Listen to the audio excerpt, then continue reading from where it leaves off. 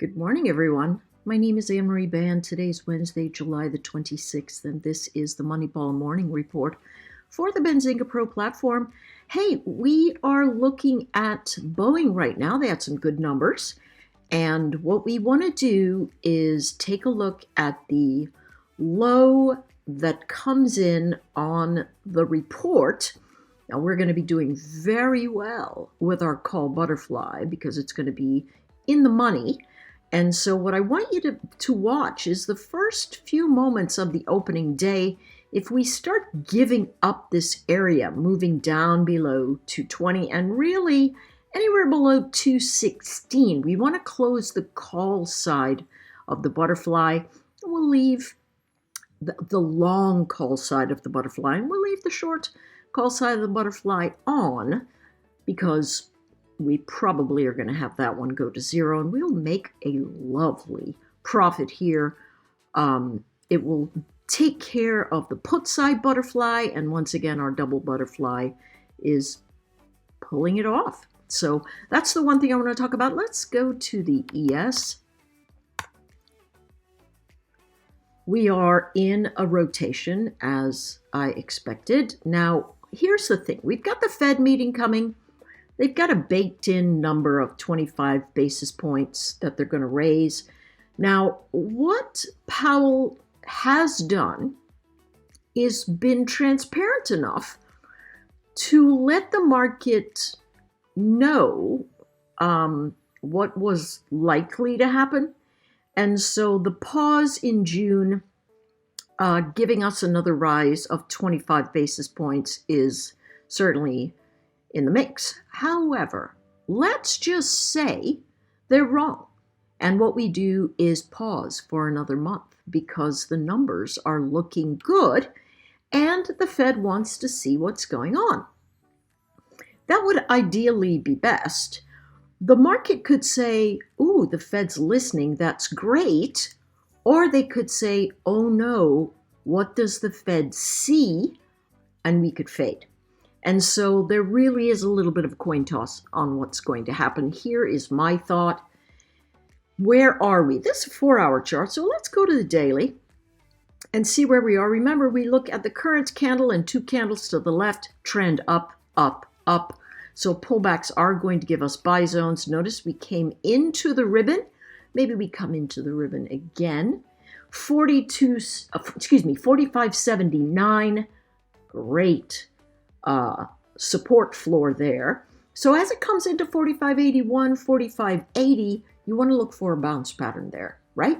Who's in charge right now? Well, we've got a lot of shorts, right? They shorted the double top here, right? That's a clear double top formation.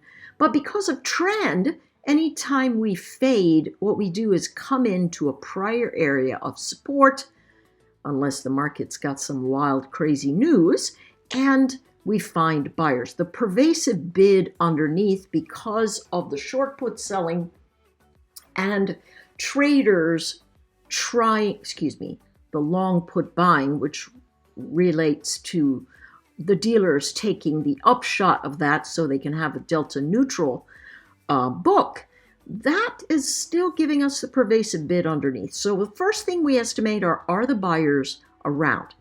If the buyers come in at that 45.81, 45.82-ish area, and we say, hey, listen, it looks like they're bouncing, and we take it, your stop should not be any lower than 45.78. Why? Because we know from the formation that below 45.78, demand is going to dry up, and the buyers are going to step out of the way, right? Why is the chart not moving below 45.79? Because buyers are there. Now, if we do move below 45.79, what does that tell us? Well, the buyers that were there have left. And so that's really what we need to think about in this space. We anticipate they're going to be there first, that the people who are short are going to start covering at these support floors. But where they bounce is going to be the interesting thing. If we cannot recover 45.94, we're going to come down into this sideways pressure event. All right, so nice clear zones for how to trade the formations this morning. Same thing in the Qs, right? It's already bounced off of this area, giving us the higher low.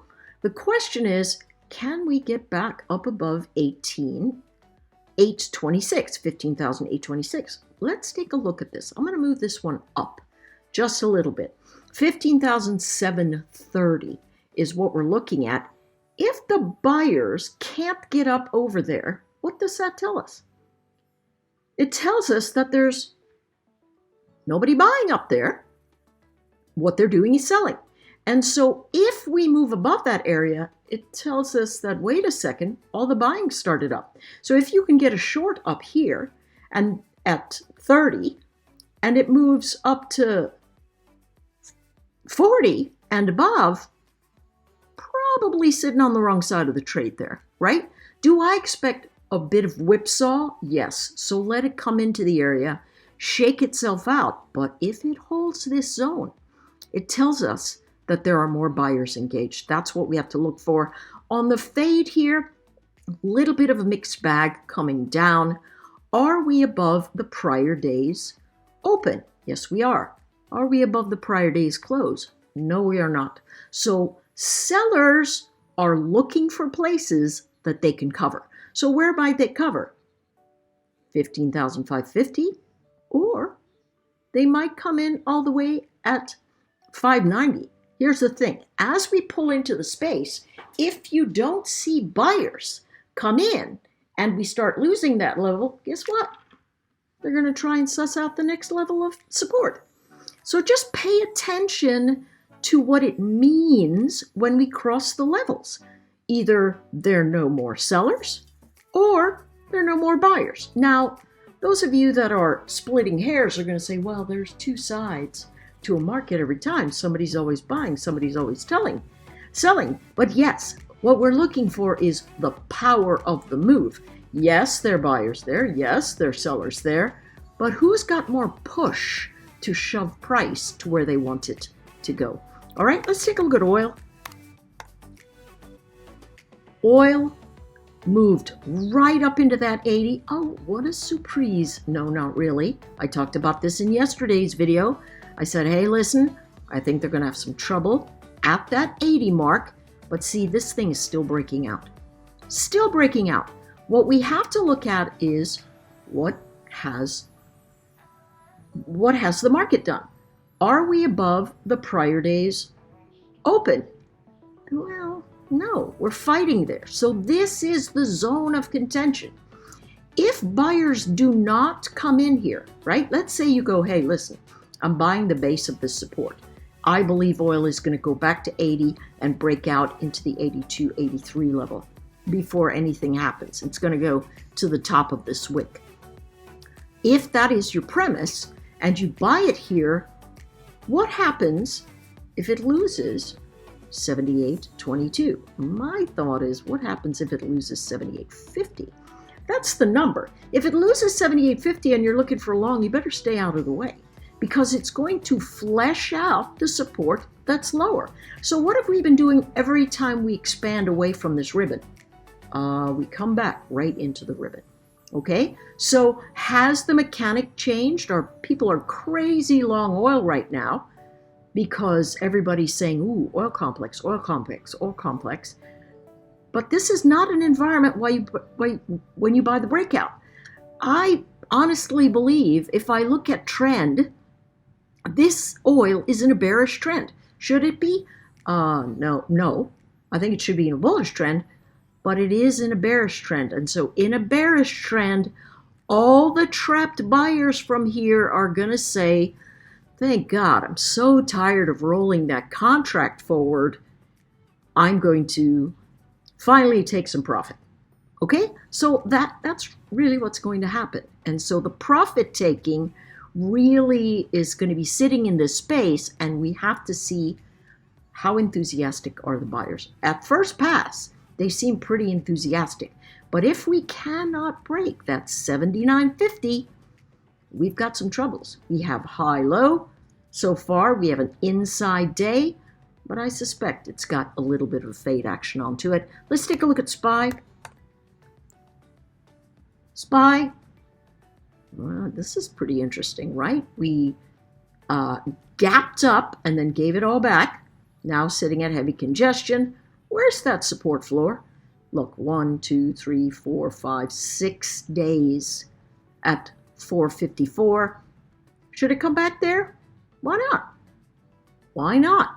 A fade is pretty likely. And again, it's going to be a little choppy, a little movie, and then comes the FOMC. Got to be careful about trading that. Sometimes it's better to sit on the sideline. And by sometimes, I mean most times.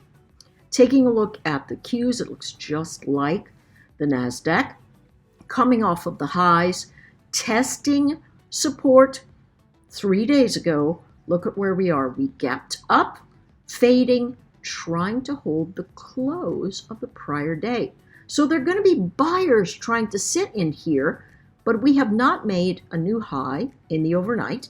And so if we cannot get above 379 and stay there, it means there's selling and we will go down and test the support zones. Where are they? 376, might be 374, okay? But that is what we are looking at, rotation in the grand scheme of things. If we want to look at another region, we might look at 372. Bullish action all over. Moving up, moving up, moving up. We trade relative to trend, looking at where supports might lie, and if they fail, understand what it tells us. If support fails, it means, wow, the buyers have moved out of the way. Well, where will they move? They'll step down into the next space, and so you watch for that. All right? Take care, everyone. Going to be a very interesting day with the Fed coming. You just need to stay alert. Good luck, and I'll see you all tomorrow.